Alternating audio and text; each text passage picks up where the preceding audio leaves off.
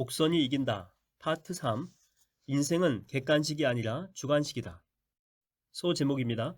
객관식 시험 치듯 살지 마라. 중고등학교 시절 시험 시간을 기억하십니까? 나는 사지선다형 세대입니다. 4가지 보기 중에서 하나를 골라 답으로 적게 되면 되는 것이었죠.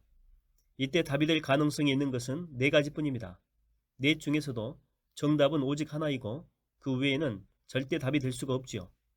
그런데 우리는 학창시절 그랬듯이 지금도 객관식으로 살아가고 있는 것은 아닐까요? 인생을 객관식으로 본다면 답이 될 수 있는 것은 4가지뿐입니다. 많아야 오지선다. 5가지 정도 되겠죠. 우리는 여전히 5가지 잣대로 이 다양한 인생의 성공과 실패, 정답과 오답을 재단하고 있는 것은 아닐까요? 미국의 코넬 대학교 심리학 연구팀은 올림픽 당시의 방송 화면을 통해서 은메달리스트 23명과 동메달리스트 18명의 표정을 분석했습니다. 메달 색깔이 결정되는 순간 그들이 어떤 표정을 짓는지 살펴본 것이지요. 동메달리스트의 행복 점수는 10점 만점에 7.1점으로 환희에 가까웠지만 은메달리스트는 행복 점수가 고작 4.8점으로 평가되었습니다. 성취 결과를 볼 때에는 동메달보다는 은메달이 더 높은 점수를 받겠지만 행복 점수는 은메달보다 동메달이 더 높은 점수를 받은 것입니다. 연구팀은 나아가 메달리스트들과 직접 인터뷰를 하였고 그 결과 동메달리스트들은 적어도 이것만큼은 이루었다라고 하는 만족감이 더 많이 표출되었고 은메달리스트들은 거의 이길 뻔했는데 하는 아쉬움이 더 많았다는 사실도 알게 되었습니다. 동메달이 은메달보다 순위가 더 떨어짐에도 불구하고 그들이 더 큰 만족감을 나타낸 이유는 무엇일까요? 은메달을 딴 사람은 1등을 할 수도 있었는데 아깝게 또는 억울하게 금메달을 놓쳤다는 진한 아쉬움 때문에 더욱 불만족을 느낍니다. 하지만 동메달을 딴 사람은 이것이라도 나에게 주어진 큰 성취이자 행복이라고 받아들인 것입니다. 한국 사회로 돌아오게 되면 문제는 더욱더 심각해집니다. 금메달리스트와 은메달리스트에 대한 평가는 너무나도 다릅니다. 금메달 외에는 모두 실패한 것과 마찬가지로 여깁니다. 이런 사회 분위기 속에서 금메달을 따지 못한 대다수의 선수들은 행복감을 느끼기 어렵겠지요. 더 큰 문제는 1등을 해도 만족하지 못하고 엄청난 성과를 올리고도 곧 불안감에 휩싸이는 경우가 많다라고 하는 것입니다. 1등을 해도 지난번보다 더 완벽한 1등을 하고 싶고 엄청난 성과를 내도 지난번과는 질적으로 다른 완벽한 성취를 이루고자 하는 욕망이라고 하는 이름의 전차가 끝없이 가속 페달을 밟으며 질주하고 있습니다. 1등만 기억하는 더러운 세상이라는 한 개그맨의 유행어가 많은 사람의 공감을 얻은 것도 1등을 하지 못하면 2등과 3등도 모두 실패자여 패배자라고 낙인 찍어버리는 우리 사회의 분위기에 대한 문제의식이 표출된 것이 아닐까요? 최근 몇 년 사이에 연예인들과 대기업 경영자들의 자살 소식이 끊임없이 이어지고 있습니다. 그들이 자살을 선택한 직접적인 원인은 제각각 다르겠지만 우울증이나 극도의 스트레스 등 심리 상태가 불안했던 것은 공통적입니다. 꼭 성공해야 한다는 강박관념, 성공했어도 성과가 조금이라도 떨어지게 되면 견디지 못하는 심리적 불안감은 외부의 변화를 감당할 수 있는 내면 기반이 취약하거나 삶의 다양한 측면을 유연하게 이해하고 해석할 수 있는 사상적인 기반이 약하기 때문입니다. 1등이 아니면 아무런 의미도 없다는 객관식형 사고를 하고 있기 때문입니다. 더 근본적으로는 성공의 진정한 의미가 무엇이며 나는 무엇을 위해서 성공하려고 하는지, 나에게 성공은 어떤 의미가 있는지에 대한 자기 확신 없이 무조건 성공을 향해서 앞만 보고 질주해 왔기 때문입니다. 곡선은 시작이 곧 끝이고 끝이 곧 새로운 출발입니다. 시작과 끝이 구분되지 않는 무시, 무종의 세계가 곧 곡선의 세상입니다. 반면 직선은 출발점과 종착지가 정해져 있습니다. 시작과 끝만 존재하고 결과에만 의미를 부여하는 세계입니다. 때문에 과정에서 즐기는 여유로움과 운치는 생략이 되고 오로지 결과에만 집착하게 되지요. 직선적인 삶에서는 호기심이 작동하지 않습니다. 직선의 여정에서는 약간의 가외 변수가 작용할 뿐 비교적 규칙적이기 때문입니다. 반면에 곡선으로 불규칙하게 움직이는 세계에서는 전혀 예상치 못한 일들이 자주 발생하기 때문에 자연스럽게 호기심이 발동합니다. 미래에 어떤 일이 일어날지 불확실하기에 불안하지만 그래서 기다림과 설렘, 모험심과 도전정신이 활발하게 일어나지요. 2009년 삼성사회 정신건강연구소에서 발표한 자료에 따르게 되면 성인 남녀 199명을 심층 면담해 자아 정체성에 대해서 분석한 결과 한국인 4명 중에 3명은 자아 정체감이 취약한 것으로 밝혀졌습니다. 자아 정체감이 약한 사람들은 실직이나 이혼 등으로 인해서 주변 환경이 급변하게 되면 그 상황에 유연하게 대처하지 못하고 과도한 음주나 자살 같은 극단적인 선택을 하기 쉽습니다.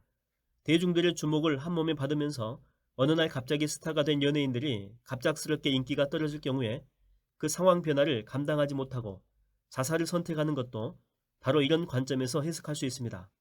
연예인뿐만이 아닙니다. 대기업 임원이나 경영자들도 고속 승진을 통해서 성취감을 느끼다가 갑작스럽게 승진 누락이나 좌천이 될 경우에 이것을 인생의 실패로 해석해버립니다. 높이 올라갈수록 그 진폭만큼 자신을 감당하는 내적인 힘이 축적되지 않아 사소한 변화에도 쉽게 흥분하거나 상처를 받고 충동적으로 생각하고 행동하게 됩니다. 충격을 흡수해서 완화시키거나 절망적인 상황에서 긍정적인 면을 발견할 수 있는 힘이 부족한 것이지요. 세상에는 다양한 형태의 성공이 있고 성공으로 가는 길 또한 다양하며 그 여정에는 무수히 많은 실패가 있다고 생각할 여유가 없기 때문입니다. 우리의 인생에는 4가지보다 훨씬 더 많은 답이 있습니다. 하나의 문이 닫히면 또 다른 하나의 문이 열리는 게 세상사의 이치입니다. 우리가 할 일은 닫힌 문 앞에서 좌절하는 것이 아니라 새로운 문을 찾아 두드리는 것입니다. 한국인의 취약한 자아 정체감은 심리학 서적의 호황으로 이어지기도 했습니다.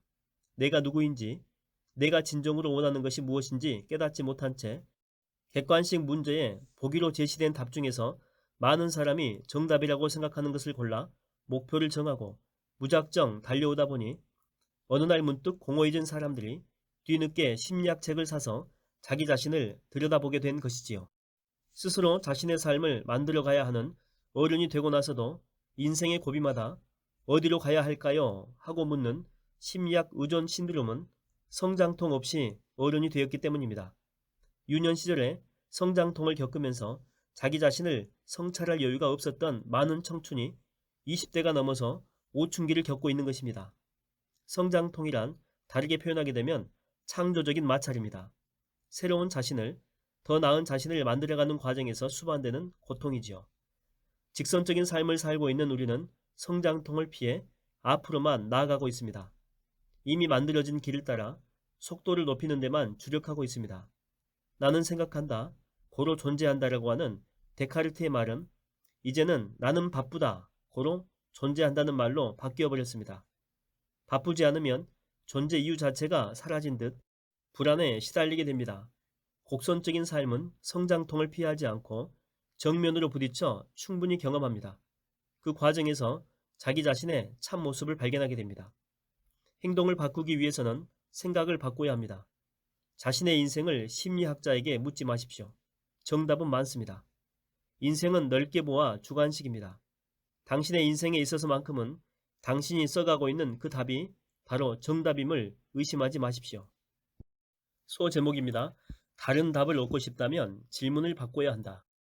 알베르트 아인슈타인은 과거에서 배우고 현재를 살며 미래에 희망을 가져라. 중요한 것은 결코 질문을 멈추지 않는 것이다. 호기심은 그것 자체만으로도 존재에 대한 이유를 갖고 있다 라고 말했습니다. 당신은 인생을 살아오면서 스스로에게 어떤 질문을 해보셨습니까?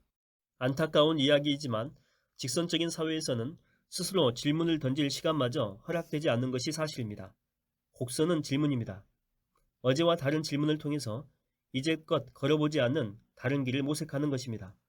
질문을 통해서 물론과 당연의 세계, 고정관념과 타성에 물든 일상의 시비를 거는 것, 그것이 바로 창조적인 사고의 기본입니다. 이미 성공한 사람들이 던진 질문, 그들이 찾은 해답 속에는 나의 길이 없습니다. 성공에 이르는 비결은 남들이 가지 않은 길, 남이 이미 걸어간 길과 다르게 돌아가는 길에 있습니다. 진정한 성공은 언제나 남들이 달려간 도로를 따라서 달려가는 가운데 다가오지 않고 남들이 가지 않은 길 밖의 길을 걸어갈 때 이루어집니다.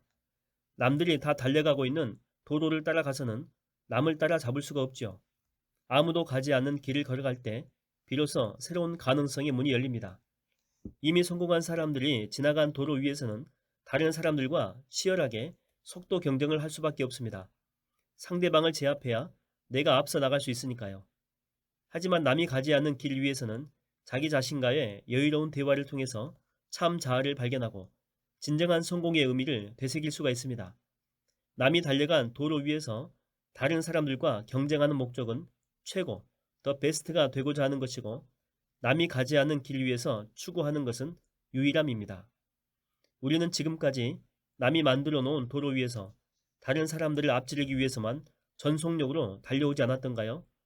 앞만 보고 달려 경쟁자들보다 빨리 목적지에 도착했지만 그곳에서 만난 또 다른 경쟁자를 앞지르기 위해서 또다시 달리고 있지는 않은가요? 그 끝없는 경쟁의 질주 속에서는 영원히 행복을 찾을 수가 없습니다. 남들이 다 가는 정상 궤도에서 이탈해 나만의 길을 찾아야 합니다. 그 길 위에서 타인이 아니라 자기 자신과 경쟁해야 합니다. 꽃들에게 희망을 이라는 책을 아십니까? 누군가를 짓밟거나 누군가에게 짓밟히는 살벌한 현실을 벗어나 자신의 참 자아를 발견해가는 나비의 이야기 말입니다.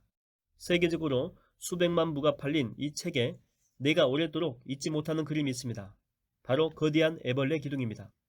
애벌레들은 모두 기둥의 꼭대기에 무엇이 있는지 알지 못한 채 그저 남들이 올라가니까 막연히 좋은 게 있을 거라고 생각해서 무턱대고 기어 올라갑니다. 다른 애벌레들을 짓밟고 자신도 짓밟히면서 서로 상처를 주고받으면서 심지어 밀어 떨어뜨려서 죽이기도 하면서 위로만 올라갑니다. 그렇게 길을 쓰고 올라간 꼭대기에는 그러나 아무것도 없습니다.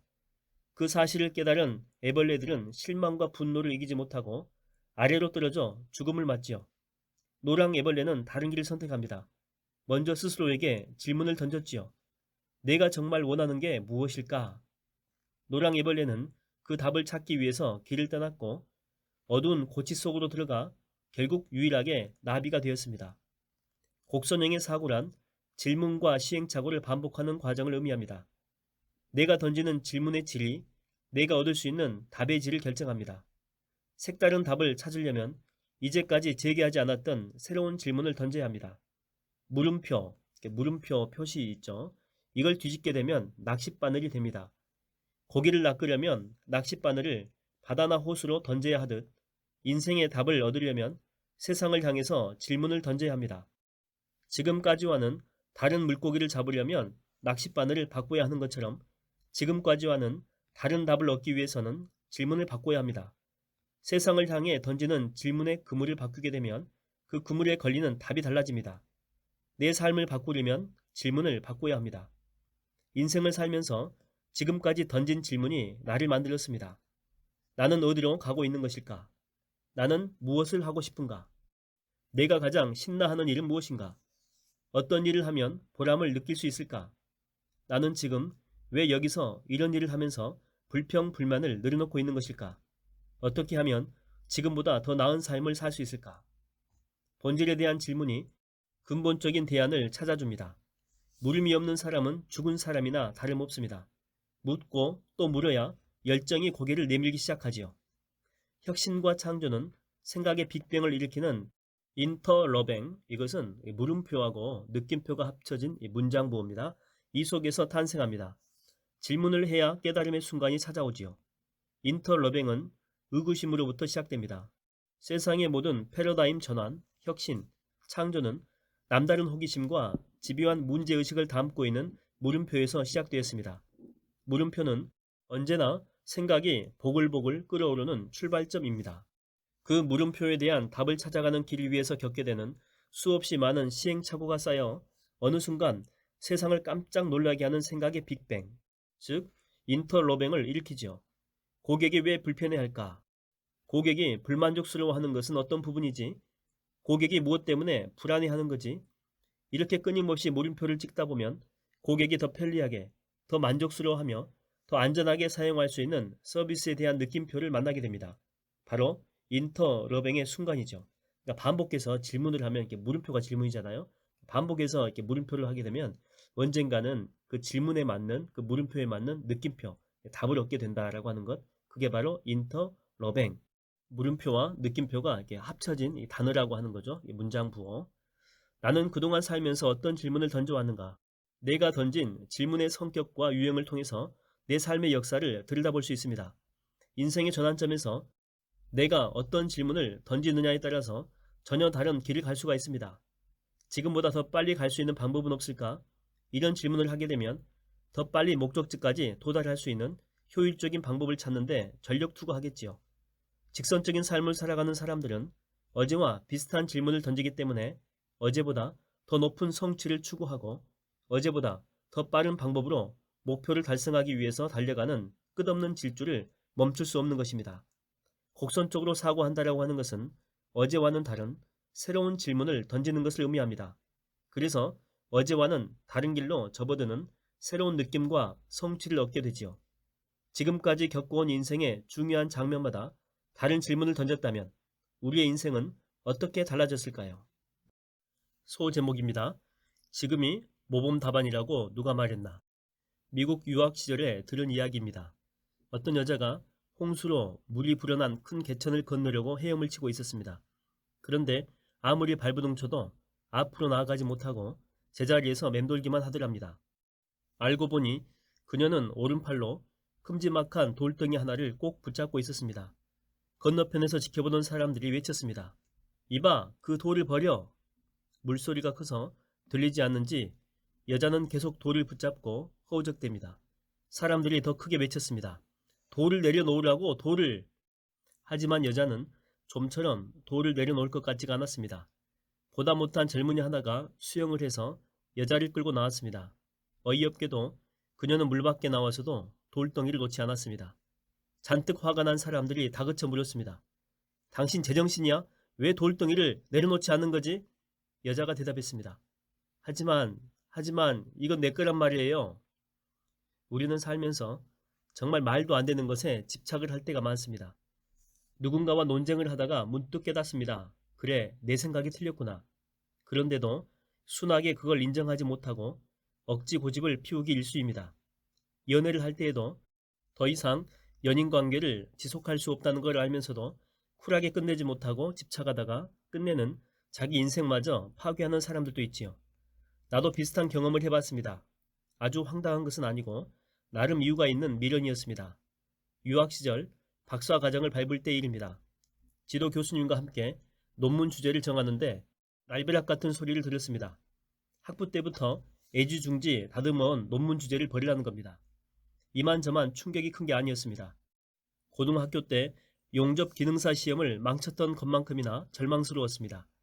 눈앞이 캄캄해진다는 게 그저 문학적인 비유라고 생각했는데 그 순간 진짜 앞이 보이지 않더군요. 물론 아주 잠깐이었지만요. 저만치 목적지가 보이는데 그 길을 외면하고 다시 목적지를 찾는 과정부터 시작해야 한다니. 주제를 바꿔야 한다고 나를 설득하는 교수님의 권유에는 분명한 일리가 있었습니다. 아니, 옳았습니다. 하지만 머리로는 납득이 돼도 가슴과 몸이 안 되겠다고 버팁니다. 돌덩이를 붙잡고 내려놓지 못하는 여자처럼 나 또한 나의 주제를 버리고 싶지 않았습니다. 사회학자라면 당시 나의 이런 심리 상태를 경로 의존성이라는 말로 설명했을 것입니다. 사람이나 사회는 어떤 시스템에서 한번 경로가 결정되면 아무런 의심 없이 그대로 따라가는 성향이 있습니다. 설사 그 경로가 상당히 불합리하다라고 해도 전체의 흐름을 뒤집는 게 부담스러워 그냥 따라간다라고 합니다. 1860년대 타자기로서는 최초로 일반 대중에게 선보던 레밍턴 1호기는 자판의 배열이 QWERTY, 쿼티라고 하죠. 이 쿼티 순이었습니다. 이 배열은 자주 쓰는 철자들이 왼쪽에 몰려 있어 왼손을 많이 써야 한다는 단점이 있었지요. 당연하게도 이런 단점을 해결한 새로운 자판 배열이 속속 개발되었습니다. 많이 쓰는 철자를 아랫줄에 배치하고 그 중에서도 더 많이 쓰는 새 자음을 가운데 배치하고 양손의 사용량을 비슷하게 하는 등 문제점들이 거의 해소되었죠. 그러나 소비자들은 새로운 자판을 거부했습니다. 왜냐고요? 귀찮았던 것입니다. 레밍턴 1호기의 쿼티 자판도 그 전의 자판에 비하면 아주 좋았습니다. 예전 것들은 두 개의 키를 연속으로 치면 서로 부딪혀 엉뚱한 글자가 찍히곤 했으니까요. 왼손에 부담이 좀 가지만 못 견딜 정도는 아니니까 그냥 익숙한 쿼티 자판을 쓴 것입니다. 우리 대부분은 쿼티 자판처럼 익숙한 삶을 고집합니다. 설사 삶의 방향이 잘못된 것은 아닌지 의심이 들 때에도 지금까지 해온 노력이 아까워서 그냥 그 길을 고수하려고 들죠. 새로운 길로 접어들었을 때의 낯섦과 시행착오가 두려운 것입니다. 그럭저럭 나쁘지 않게 살아온 것 같은데 억지로 바꾸고 싶지 않지요. 무엇보다 내가 정말 원하는 게 무엇인지 잘 모르겠습니다. 그냥 외부적으로 주어진 것에 정을 붙이고 살면 되지 않을까 싶습니다. 지금도 그렇게 살아가고 있는 사람들에 비하면 나는 운이 좋았습니다.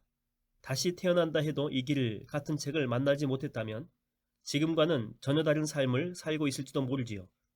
아주 잘 풀렸다면 한국전력공사에 남아서 폭탄주를 즐기는 입담 좋은 중견 간부로 살고 있지 않을까요? 하지만 인생에서 무작정 행운만을 기대할 수는 없는 법입니다. 선택의 순간이 닥쳤을 때에 성공과 성취로 나아가려면 성찰이라고 하는 징검다리를 밟아야 합니다. 근본적인 검토가 없다면 익숙한 것과 결별하기 어려우니까요. 자율학습, 눈높이 수업 등을 통해서 뛰어난 학습 성과를 내는 것으로 유명한 거창고등학교에는 직업선택의 10계명이 있습니다. 이 10계명에는 우리가 인생의 갈림길에서 자신의 행복과 가치를 지키기 위해서 원점으로 돌아가 다시 한번 생각해 봐야 할 것들이 담겨져 있습니다. 1. 월급이 적은 쪽을 택하라. 2. 내가 원하는 곳이 아니라 나를 필요로 하는 곳을 택하라. 3. 승진의 기회가 거의 없는 곳을 택하라. 4. 모든 조건이 갖추어진 곳을 피하고 처음부터 시작해야 하는 황무지를 택하라. 5. 앞을 다투어 모여두는 곳은 절대 가지 마라. 아무도 가지 않은 곳으로 가라. 6. 장래성이 전혀 없다라고 생각되는 곳으로 가라. 7. 사회적인 존중 같은 것을 바라볼 수 없는 곳으로 가라.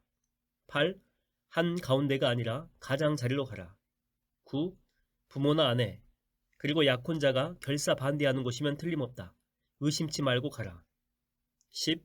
왕관이 아니라 단두대가 기다리고 있는 곳으로 가라. 우리가 흔히 정답이다라고 생각하는 것과는 철저히 반대되는 조언을 하고 있습니다. 정말 그렇게 하려는 뜻일까요? 나는 그것도 직선적인 정답형의 사고라고 생각합니다.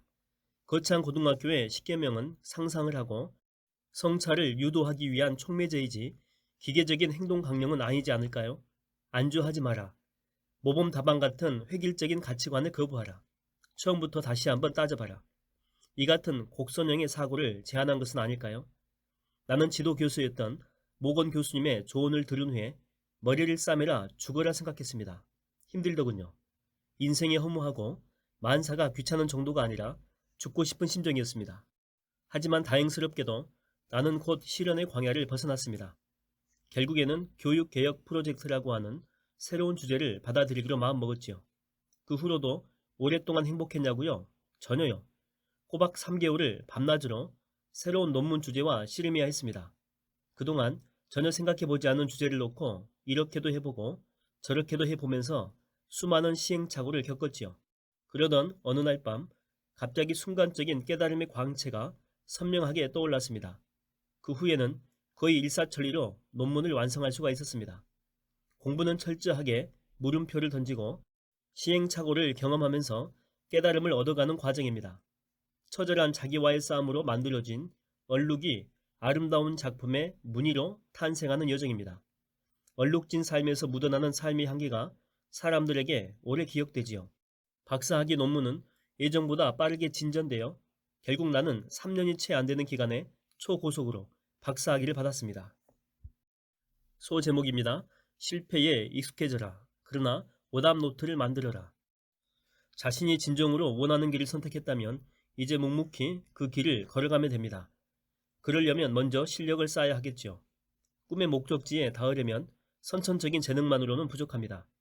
타고난 재능에 더해 자신만이 할 수 있는 기술을 갈고 닦아야 합니다. 기술은 실력을 의미합니다. 실력은 하루아침에 축적되지 않습니다. 처음에는 좀처럼 늘지 않다가 일정한 시점이 지나게 되면 기하급수적으로 향상되죠.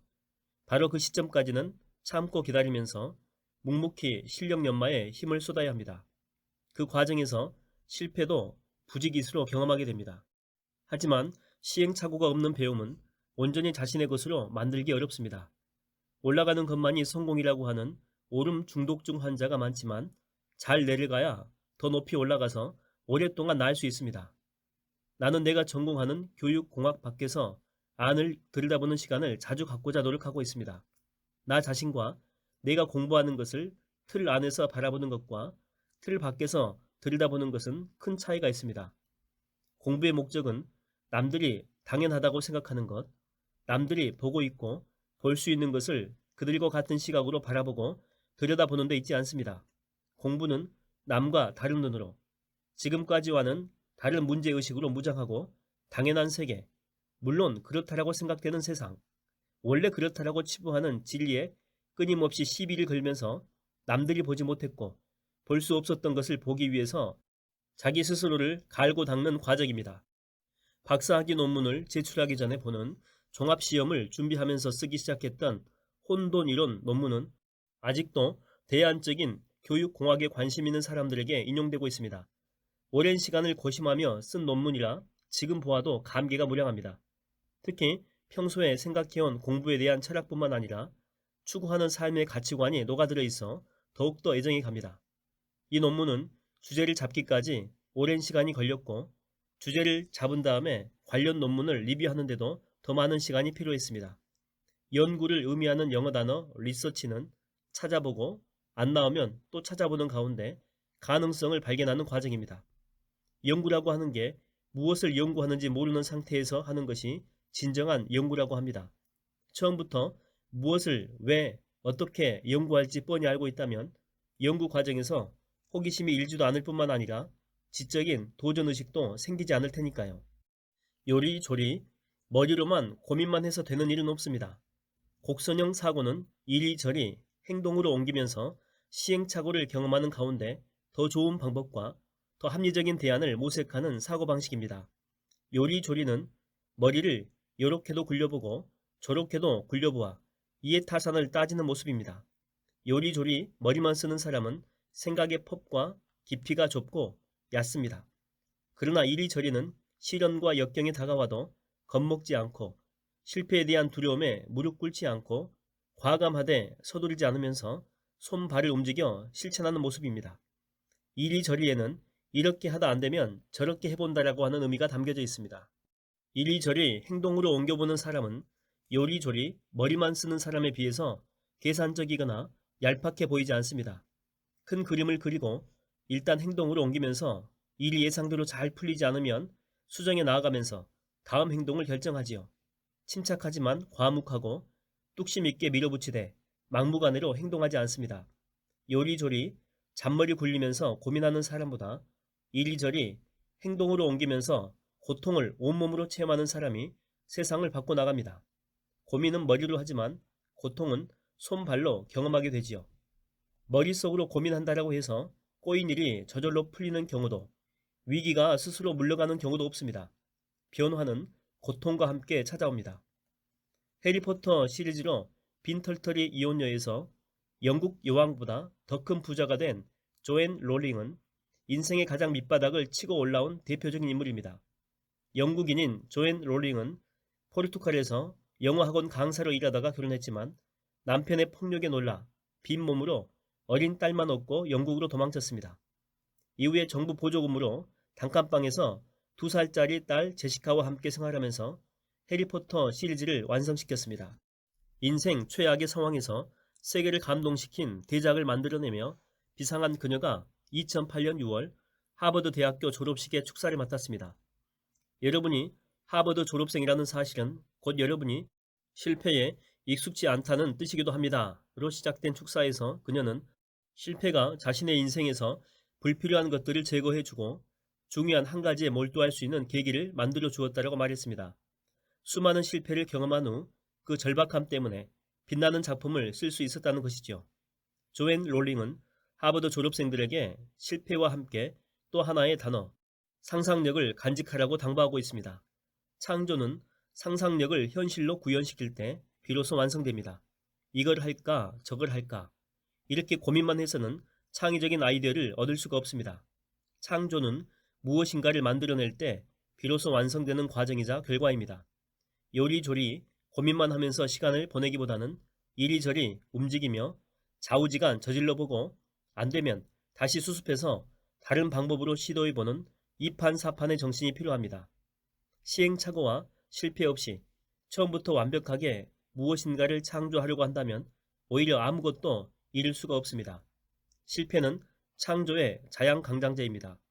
실패가 없다는 것은 그만큼 창조의 여정이 치열하지 않았다는 증거입니다. 물론 중요한 것은 어떤 실패를 했느냐가 아니라 그 실패로부터 어떤 교훈을 얻었느냐겠지요. 소제목입니다. 걸림돌과 디딤돌은 같은 돌이다. 걸림돌을 뒤집어 생각해보게 되면 성공으로 가는 디딤돌이 됩니다. 곡선형 사고는 걸림돌을 만났을 때 정면으로 부딪혀 옮겨 놓으려고 하지 않고 그것을 디딤돌 삼아서 더 높이 도약할 수 있는 방법을 찾는 사고방식입니다. 어떤 목표를 달성해 가는 여정에는 크고 작은 걸림돌이 있기 마련입니다. 걸림돌에 맞닥뜨렸을 때 좌절하지 않고 끝까지 뒷심을 발휘해 마침내 목표를 달성한 사람들, 모두가 불가능하다고 생각했지만 결국 승리의 월계관을 거머쥔 역전의 명수들은 언제나 걸림돌을 디딤돌로 삼았지요. 삶이 드라마인 것은 반전과 역전이 있기 때문입니다. 인생의 거대한 장애물 앞에 서게 되면 많은 사람이 결과가 안 좋을 거라고 지레짐작게 포기하지만 몇몇 사람은 이제 끝났다라고 하는 순간 반전을 시작합니다. 드라마는 반전이 일어나는 바로 그 시점에서 시작됩니다. 흥미진진한 이야기거리를 찾는 사람들은 반전 자체에 주목하지만 그 전에 철저한 준비를 해온 사람만이 반전의 주인공이 될 수 있습니다. 신금을 울리는 목소리로 휴대전화 판매원에서 어느 날 갑자기 세계적인 스타가 된 폴 포츠. 그의 인생 역전은 꿈을 꾸는데 멈추지 않고 꿈을 이루기 위해서 끊임없이 노력하며 준비했던 과정이 있었기 때문에 가능했습니다.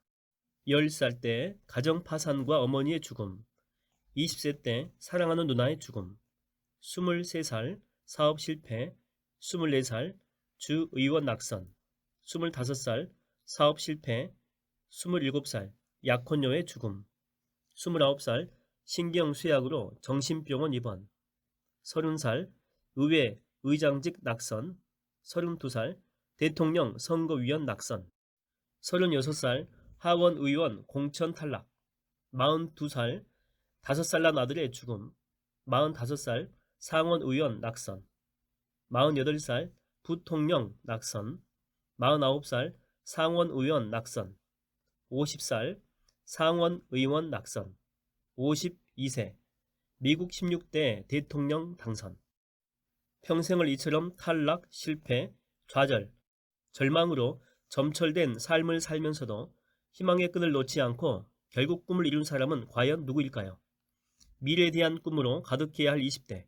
그는 2번의 사업 실패와 주의원 선거에서 낙선을 경험했고 신경쇠약으로 정신병원에 입원해야 했습니다.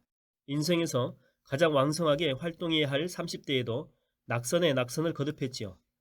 인생의 꽃을 피워야 할 40대에도 역시 당선의 운은 없었고 사랑하는 아들의 죽음까지 겪어야 했습니다. 그의 삶은 실패의 연속이었지만 그는 결코 좌절하지 않았습니다. 우여곡절 끝에 그가 대통령이 된 것은 52세였지요. 10대부터 50대 초반까지 낙선과 실패, 좌절과 절망의 삶을 살아왔지만 그는 언제나 이런 말로 자신을 다독였습니다. 나는 천천히 가는 사람이지 뒤로 가는 사람이 아니다. 그가 바로 미국 역대 대통령 중에서 가장 존경받는 대통령 중에 한 사람으로 꼽히는 에브러함 링컨입니다. 그는 무수한 실패에 고배를 마셨지만 언젠가는 나에게도 기회가 올 것이라고 하는 믿음의 끈을 결코 놓지 않았습니다. 링컨은 자신의 경험한 실패를 거울 삼아 때로는 부드럽게 휘어지면서 수많은 고통을 이겨냈습니다. 그는 수없이 넘어졌지만 자신을 넘어지게 만든 돌부리를 탓하지 않았습니다. 오히려 그 돌부리를 다시 일어설 재개의 발판으로 삼았지요. 걸림돌과 디딤돌은 같은 돌입니다. 다만 우리가 어떻게 생각하느냐에 따라서 그 역할이 극명하게 달라지지요. 링컨의 삶은 보통 사람과는 비교도 할 수 없을 정도로 숱한 시련과 역경의 연속이었지만 그는 언제나 나는 성공에 사로잡힌 사람이 아니라 내 안의 빛에 사로잡힌 사람이라고 하면서 오뚜기처럼 다시 일어섰습니다. 끝까지 포기하지 않고 자신의 길을 걸어간 그가 바로 곡선적으로 사고하는 사람입니다. 생각을 바꾸면 인생이 달라진다는 말을 들어보았을 겁니다. 냉소적인 사람들은 이 말에 대해 자기 최면에 불과하다라고 비꼬지만 나는 이렇게 대답합니다. 칼은 똑같은 칼이지만 강도의 마음과 요리사의 마음에 따라서 전혀 다른 구실을 한다고. 인생은 우리가 생각하는 것보다 훨씬 복잡합니다. 어떤 생각으로 바라보느냐에 따라서 전혀 다른 모습을 보여줍니다. 자신의 인생을 다 안다라고 쉽게 단언하지 마십시오. 곡선적인 시각으로 바라보게 되면 지금껏 발견하지 못한 새로운 모습이 보입니다. 별 관심이 없던 친구가 다르게 보이는 순간 사랑이 시작되는 것처럼 말이지요. 소 제목입니다. 직선의 사고, 곡선의 사고. 한 사람이 태어나 자라고 살아가는 환경은 그 사람의 내면과 외면에 선명한 흔적을 남깁니다. 때문에 히틀러의 DNA를 복제한다라고 해서 그와 똑같은 광기 어린 독재자를 만들 수는 없지요. 사람만 그런 게 아닙니다. 자연도 마찬가지입니다. 어느 하루 자갈이 길게 깔린 바닷가에 혼자 앉아 시간을 보낸 경험이 있는 신영복 교수는 둥글고 윤이 나 있는 아름다운 자갈이 탄생하는 과정을 이렇게 설명합니다. 파도가 밀려오면서 그 해변에 있던 자갈들을 들었다 놓은 거예요. 그러면 자갈들은 자기들끼리 이리저리 부딪히면서 다시 가라앉게 되지요. 또다시 파도가 밀려오면 다시 잠시 파도에 들려 올려졌다가 자기들끼리 몸을 부대끼면서 또 가라앉습니다. 서로 부대끼면서 저렇게 아름다운 자갈이 되는 거구나 하는 생각을 했습니다. 해변의 자갈들은 한 군데에서 태어난 것이 아니라 여러 곳에서 왔습니다. 다양한 출생지에서 태어나 여기저기를 거쳐 이곳으로 모여든 것이지요. 큰 바위에서 잘려나와 자갈이 된 놈도 있고 먼 곳에서 물살의 힘을 빌려 이곳까지 온 돌멩이도 있습니다. 애초부터 한 가족이었던 것이 아닙니다. 출생지, 자라가는 환경, 거쳐온 길, 그 과정에서 겪은 삶의 애환이 각각 고유하며 독특합니다. 크기도 다르고 모양도 다르고 색깔도 다른 녀석들이 함께 부대끼면서 아픔을 나누어 반감시키고 기쁨을 나눠서 배가시키는 장구한 역사를 거쳐 한 해변에서 반짝이고 있는 것입니다. 그렇다면 우리 현대인들은 어떨까요? 야생초 편지의 저자 황대고는 2005년 2월 6일자 한겨레 신문에 기고한 컬럼에서 이렇게 말합니다. 지구가 만들어낸 가장 아름다운 곡선 가운데 하나가 인간이다. 균형 잡힌 몸매의 유려한 곡선은 시대를 초월하여 예술가들의 찬미의 대상이었다. 사랑을 뜻하는 하트 모양을 보더라도 인간은 곡선 안에서 휴식을 느낀다는 것을 알 수 있다. 나지막한 돌담으로 둘러싸인 구불구불한 시골길을 따라 건너라면 자신도 모르게 마음이 평온해진다. 곡선이 주는 치유의 효과다. 곡선으로 태어난 인간은 그러나 자신이 사는 환경을 온통 직선으로 채워버렸습니다. 칼, 작살, 송곳, 방망이, 몽둥이 등 직선의 형태를 띠고 있는 것들은 대부분 생명체를 위협하거나 상해를 입히는 무기들입니다. 심리적으로 굉장히 위협적이지요. 네모난 침대에서 일어나 눈을 떠보게 되면 네모난 창문으로 보이는 똑같은 풍경, 네모난 문을 열고 네모난 테이블에 앉아 네모난 조간 신문을 본 뒤 네모난 책가방에 네모난 책들을 놓고 네모난 버스를 타고 네모난 건물을 지나 네모난 학교에 들어서게 되면 또 네모난 교실, 네모난 칠판과 책상들, 네모난 오디오, 네모난 컴퓨터와 TV, 네모난 달력에 그려진 똑같은 하루를 의식도 못한 채로 그냥 숨만 쉬고 있는 걸. 네모의 꿈이라고 하는 노래가 묘사한 것처럼 우리의 세상은 온통 네모난 사각형입니다. 사각형 건물에 사각형 문을 열고 들어가 다시 사각형으로 된 계단이나 엘리베이터를 타고 사각형 사무실로 출근합니다. 사각형 책상 위 사각형 컴퓨터 모니터를 켜고 사각형 노트에 메모를 하고 생각도 사각형으로 합니다. 사각형이 지배하는 세상에서 우리의 생각도 사각사각 죽어가고 있는지도 모릅니다. 그러나 본래 한국 미의 전형은 부드러운 곡선으로 상징됩니다. 우리 조상들은 구름과 언덕, 산마루 등 완만한 곡선이 만나는 곳에 옹기종기 촌락을 이루고 거기에 집을 지어 자연을 닮은 곡선에 지붕을 얹었습니다. 그 모습은 자연과 인간의 삶이 완벽하게 조화를 이루는 아름다움의 상징이었지요. 단아하고 세련되면서도 우아하고 고혹적인 고려청자의 빼어난 곡선. 수줍게 숨어있는 여인네의 저고리 소매 곡선, 날아갈 듯 상쾌하고 유려한 기와 지붕의 처마 곡선, 부드러우면서도 역동적인 아름다움을 자랑하는 한국미의 전형이 아닐 수가 없습니다. 이런 곡선의 아름다움이 산업화, 도시화의 물결에 묻혀버렸습니다. 주거 공간에도 직선의 편리함과 성급함이 물밀듯이 밀려들었습니다. 특히 도시화가 급진전되면서 보다 많은 사람을 도시에 수용하기 위한 효율적인 주거 방식, 즉 아파트가 대량으로 건설되기 시작하면서 집에 담긴 정겨운 추억은 더 높은 목표를 추구하기 위해 더 빨리 달려가는데 적합한 주거 공간으로 빠르게 변모되었습니다.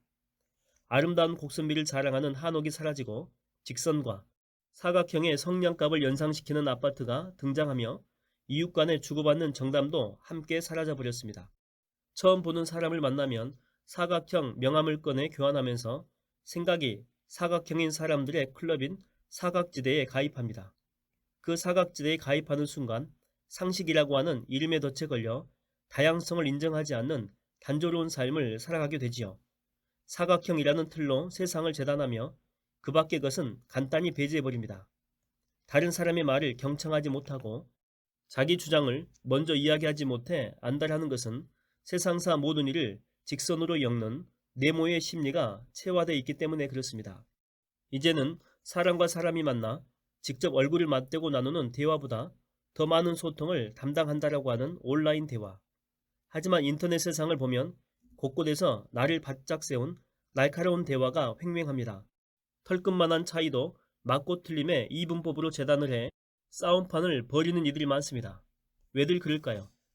과도한 경쟁 심리와 승부욕 때문 아닐까요? 언제 어디서나 속도 경쟁을 일삼으며 1등과 승자가 모든 것을 독식한다라고 믿는 이들은 사소한 말다툼에서도 밀리고 싶어 하지 않습니다. 직선 질주, 정답 짓기에 외길 인생이 만들어낸 우리의 슬픈 자화상입니다. 우리는 과연 진정으로 다른 사람들과 소통할 수 있는 존재가 될 수 있을까요?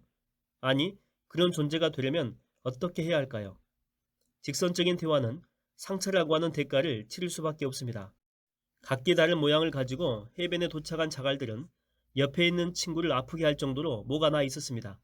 부딪히면 금방이라도 상처가 날 정도로 날카로웠지만 세월이 지나면서 본래의 각과 선이 사라지고 둥그러졌습니다. 둥글둥글하게 모양이 바뀌는 과정에서 서로가 서로를 찔러 생긴 상처는 이루 말할 수 없을 만큼 많았겠지요. 상처투성의 자갈이 시간의 흐름과 더불어 둥글둥글해졌고 이제는 서로 부딪혀도 아프지 않게 되었습니다. 우리는 이미 직선적인 사고에 길들여져 있습니다. 그 현실을 회피할 수 없기 때문에 상처를 감내해야겠죠. 그게 아니라면 다양성의 공존이라고 하는 미명하에 영원히 교류하지 않는 생각의 평행선을 유지해야 할 것입니다. 하지만 동시에 우리는 같아지기라는 곡선의 사고를 도입해 볼 수 있습니다. 너와 나는 같다. 너의 생각을 배우고 싶다는 화법을 써보는 것이지요. 그러면 서로를 찌르는 직선적인 화법으로 비록 상처를 주고받는다라고 해도 그것을 최소화시킬 수 있는 것입니다.